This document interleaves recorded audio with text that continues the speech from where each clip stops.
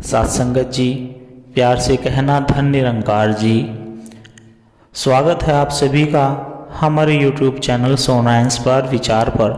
इस वीडियो की शुरुआत करने से पहले दास आपसे हाथ जोड़कर एक भावपूर्ण निवेदन करना चाहता है। हमारा उद्देश्य आपके जीवन में सकारात्मक शांति और प्रेरणा का संचार करना है। हर रोज हम आपके लिए एक नई प्रेरणादायक वीडियो लाते हैं। इन वीडियो के माध्यम से हम आपके जीवन में आत्मविश्वास, शांति और प्रेम का संदेश पहुंचाना चाहते हैं। आपसे निवेदन है, कृपया हमारे चैनल को सब्सक्राइब करें और नोटिफिकेशन को ऑन करना न भूलें, जिससे कि आप किसी भी अनमोल साखी, सत्संग या संदेश से वंचित न रहे। आज की हमारी कहानी का विषय है ज्ञान और विवेक पर सत्संग विचार। चलिए शुरू करते हैं। सत्संगत जी, ज्ञान और विवेक का महत्व। ज्ञान और विवेक ही मनुष्य को अन्य प्राणियों से अलग करते हैं। ज्ञान हमें अंधकार से प्रकाश की ओर ले जाता है और विवेक हमें सही और गलत का निर्णय लेने की शक्ति देता है। बिना ज्ञान और विवेक के जीवन दिशाहीन हो जाता है। सच्चा ज्ञान आत्मज्ञान है। शास्त्रों का ज्ञान, पुस्तकों का ज्ञान या बाहरी ज्ञान, संसार का ज्ञान महत्वपूर्ण है, लेकिन सबसे ऊंचा ज्ञान आत्मज्ञान है। जब मनुष्य स्वयं को जान लेता है तो वह अपने जीवन का सच्चा उद्देश्य समझ जाता है और संसार के भ्रम में नहीं फंसता। विवेक ही सही मार्ग दिखाता है। जब जीवन में कोई कठिनाइयां आती है, तब ही विवेक वह दीपक है जो हमें अंधकार से बाहर निकालता है। विवेक बिना ज्ञान अधूरा है और ज्ञान बिना विवेक दिशाहीन है। अज्ञान ही दुखों का कारण है। संसार में जो दुख और कष्ट है वे अज्ञान के कारण है। जब मनुष्य यह नहीं जानता कि उसे क्या करना चाहिए और क्या नहीं, तब वह गलत मार्ग पर चल पड़ता है। ज्ञान प्राप्त करके ही मनुष्य अपने जीवन को सुधार सकता है। सही निर्णय लेने के लिए विवेक आवश्यक है। विवेक मनुष्य का सबसे बड़ा मित्र है। यदि कोई हमें सोने और मिट्टी में भेद न करना सिखाए तो हम दोनों को एक समान समझ सकते हैं। विवेक सिखाता है कि क्या मूल्यवान है और क्या तुच्छ। जीवन में हर निर्णय विवेक से लिया जाए तो कोई पछतावा नहीं होता। गुरु के बिना ज्ञान अधूरा है।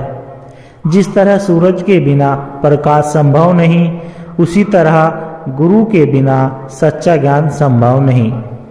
गुरु का मार्गदर्शन हमें सही दिशा में चलना सिखाता है और हमें अज्ञान से मुक्त करता है।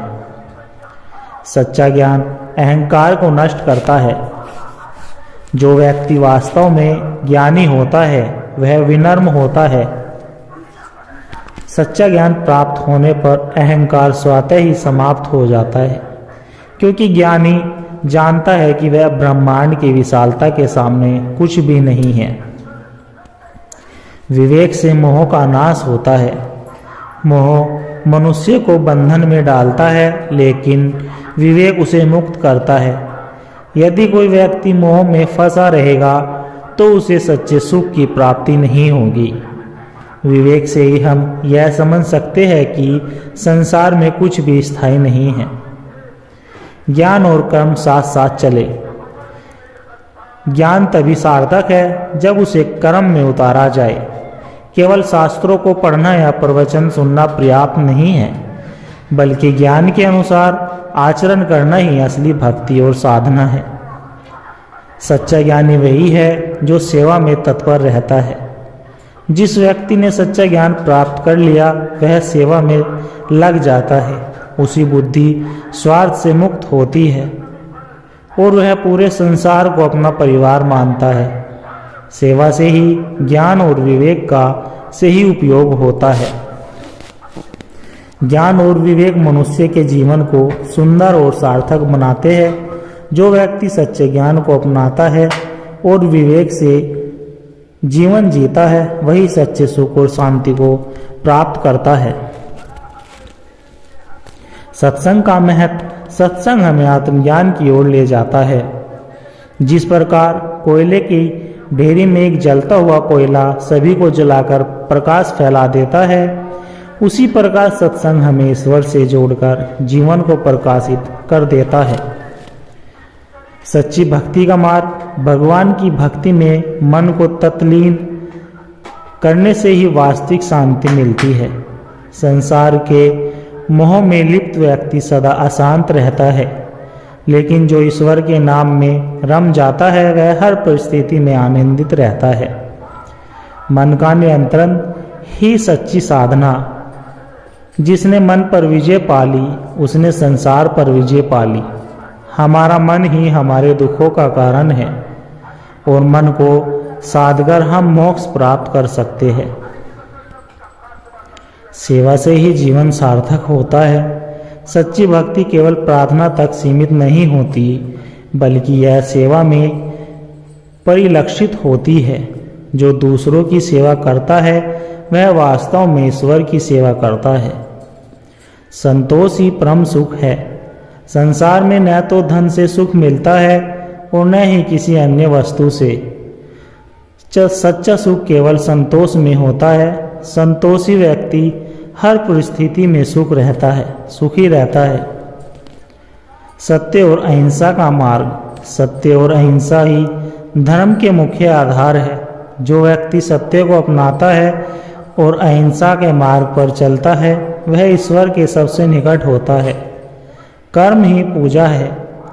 हम जो भी कर्म करते हैं वही हमारी पूजा बन जाती है। अगर हम अपने कर्तव्य को निष्ठा और ईमानदारी से निभाते हैं तो वही हमारे लिए सर्वोच्च साधना है। ध्यान और साधना से आत्म साक्षात्कार। ध्यान और साधना के द्वारा ही हम अपने भीतर छिपे ईश्वर को पहचान सकते हैं। जब हम अपने मन को शुद्ध कर लेते हैं तब हमें आत्म साक्षात्कार होता है। मोह से मुक्त होकर जीना सीखे। इस संसार में कुछ भी स्थायी नहीं है, इसलिए मोह को त्याग कर जीना ही सच्चा ज्ञान है। मोह के कारण ही व्यक्ति दुखी रहता है और उससे मुक्त होकर ही आनंद की अनुभूति होती है। ईश्वर पर अटूट विश्वास रखे। जो व्यक्ति हर परिस्थिति में ईश्वर पर विश्वास रखता है वह कभी विचलित नहीं होता। भगवान की इच्छा में जो समर्पित हो जाता है उसके जीवन में कोई भय नहीं रहता है। सत्संग जीवन में सकारात्मकता, शांति और ईश्वर की अनुभूति प्रदान करता है। जो व्यक्ति सत्संग के विचारों को अपनाता है उसका जीवन सदा आनंदित, शांतिपूर्ण बना रहता है। संत का आशीर्वाद। किसी नगर में एक धनवान व्यापारी रहता था।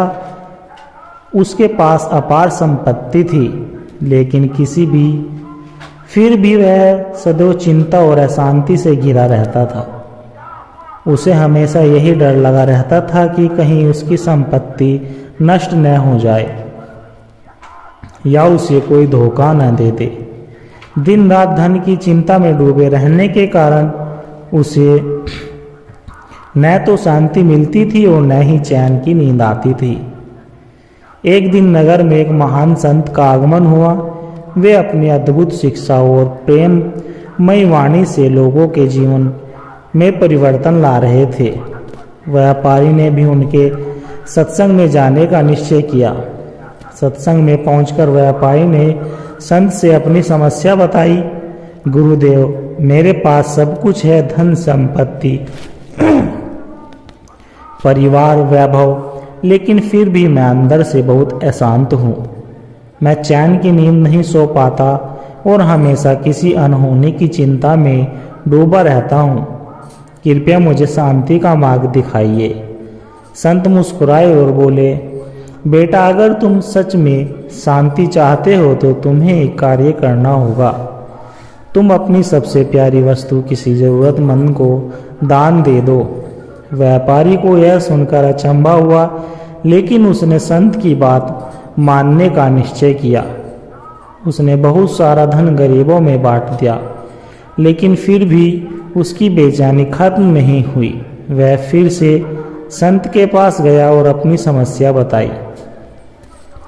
संत मुस्कुराए और बोले, तुमने वह दान किया जो तुम्हारे लिए मूल्यवान था, लेकिन क्या तुमने उसे दान किया जो तुम्हारे मन के सबसे करीब है?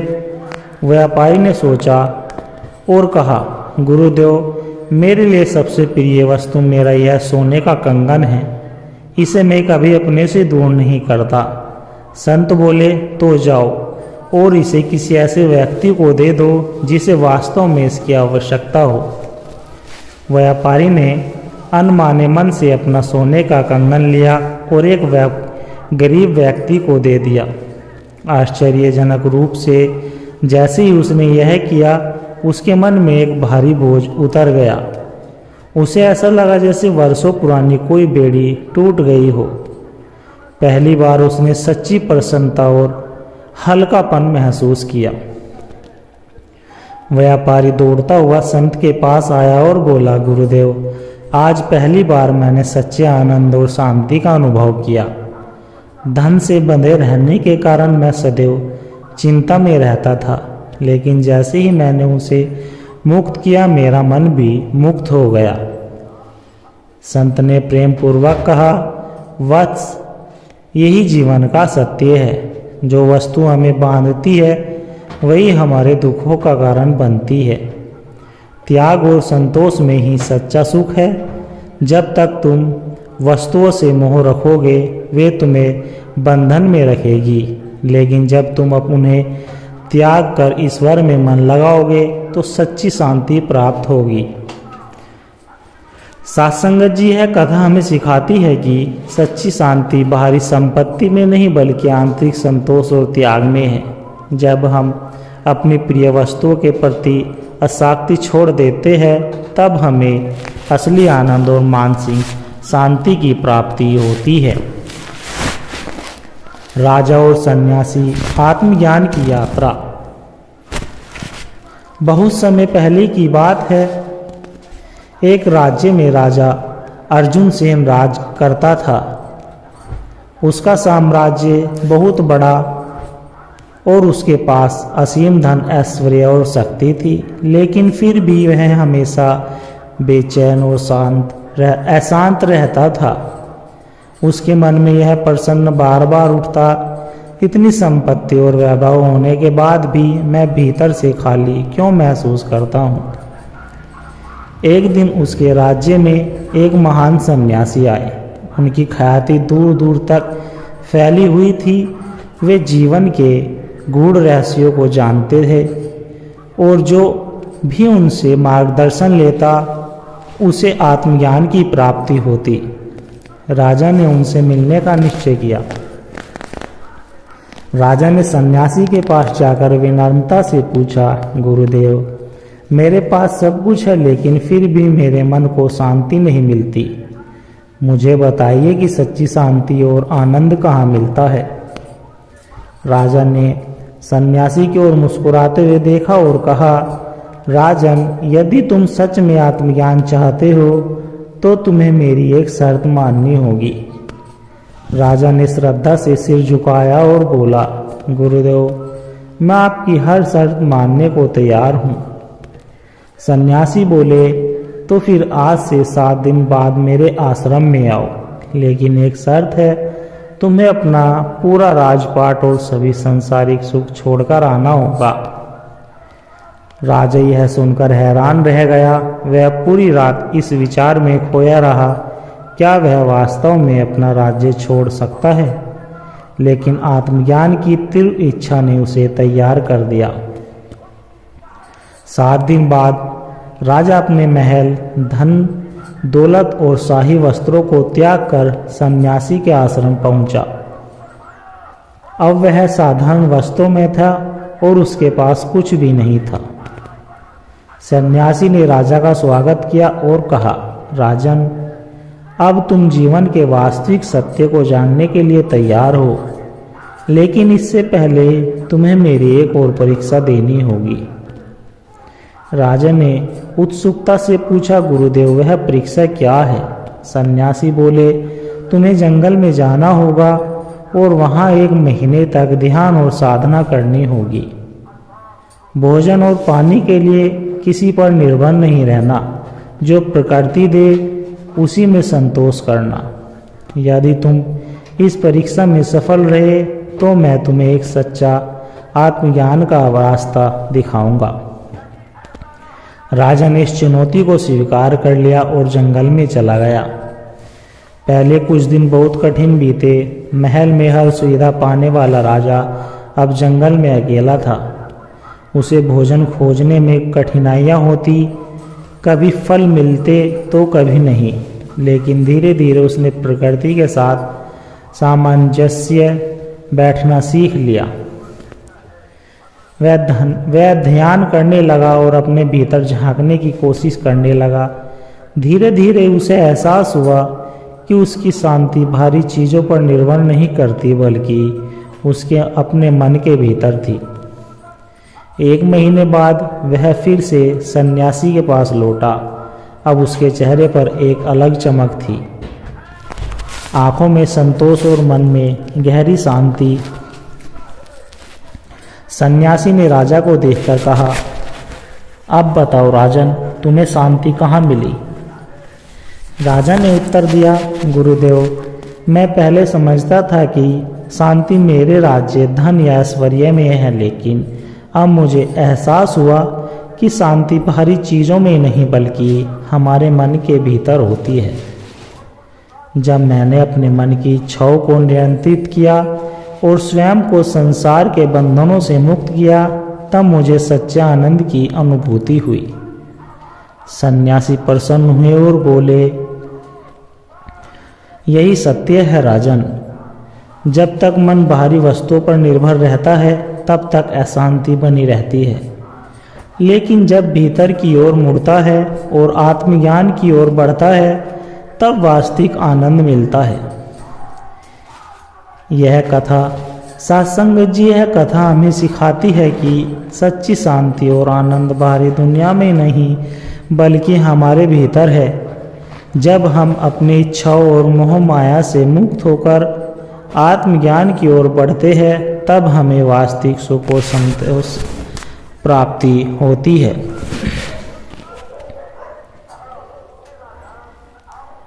सत्संग का महत्व। सत्संग का अर्थ सज्जनों की संगति या सत्य की संगति। यह हमारे मन को शुद्ध करता है और हमें आत्मज्ञान की ओर ले जाता है। जिस प्रकार गंगा जल में स्नान करने से शरीर की शुद्धि होती है, उसी प्रकार सत्संग में भाग लेने से मन और आत्मा की शुद्धि होती है। संसार में धन, प्रतिष्ठा और वैभव नष्ट हो जाते हैं, लेकिन आत्मज्ञान की संपत्ति कभी नष्ट नहीं होती।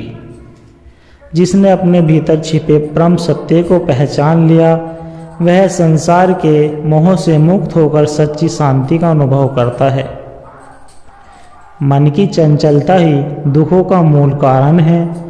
यदि मन को वश में कर लिया जाए तो सारा संसार अपने आप वश में हो जाता है। ध्यान, सत्संग और आत्मचिंतन के द्वारा मन को नियंत्रित किया जा सकता है। सिर्फ उपासना करना ही नहीं बल्कि निष्काम सेवा और प्रेम से किया गया कार्य भी भक्ति का ही रूप है। जब हम अपने कार्यों को ईश्वर की सेवा मानकर करते हैं तो वह कर्म ही पूजा बन जाता है। यह संसार नश्वर है, यहाँ सब कुछ अस्थायी है। जो व्यक्ति मोह माया से ऊपर उठ जाता है वही सच्चे आनंद का अनुभव कर सकता है। जैसे कमल का फूल कीचड़ में रहकर भी उससे अछूत रहता है, वैसे ही हमें संसार में रहकर भी इससे निर्लिप्त रहना चाहिए। सत्य और अहिंसा का पालन करने वाला व्यक्ति कभी भटकता नहीं। सत्य को अपनाने से आत्मबल बढ़ता है और अहिंसा को अपनाने से करुणा और प्रेम की भावना का विकास होता है। यदि हम वास्तव में ईश्वर की भक्ति करना चाहते हैं तो हमें ज़रूरतमंदों की सेवा करनी चाहिए। जो व्यक्ति दूसरों की निस्वार्थ भाव से सहायता करता है वही वास्तव में ईश्वर के सबसे करीब होता है। जो व्यक्ति संतोषी है वह हर परिस्थिति में सुखी रहता है। जो व्यक्ति उसमें संतोष करना और जो नहीं मिला उसकी चिंता न करना ही जीवन का सबसे बड़ा ज्ञान है। ध्यान करने से मन की गहराइयों में उतरकर आत्मा का साक्षात्कार किया जा सकता है। जब हम अपने भीतर झांकते हैं तब हमें एहसास होता है कि सच्चा सुख बाहरी दुनिया में नहीं बल्कि हमारे भीतर है। जिस तरह एक बच्चा अपनी माँ की गोद में पूर्ण सुरक्षित महसूस करता है, उसी तरह जब हम ईश्वर पर पूर्ण विश्वास रखते हैं तब सभी भय समाप्त हो जाते हैं। जो कुछ भी हो रहा है वह ईश्वर की इच्छा से ही हो रहा है। इस भावना को अपनाने से मन को शांति मिलती है। सत्संगत जी, इस सत्संग विचार का निष्कर्ष यही है कि सत्संग हमें अज्ञानता से ज्ञान की ओर, अशांति से शांति की ओर और मोह से मुक्ति की ओर ले जाता है। जो व्यक्ति सत्संग के विचारों को अपने जीवन में उतारता है वह न केवल स्वयं को आनंदित करता है बल्कि समाज में भी प्रकाश फैलाता है।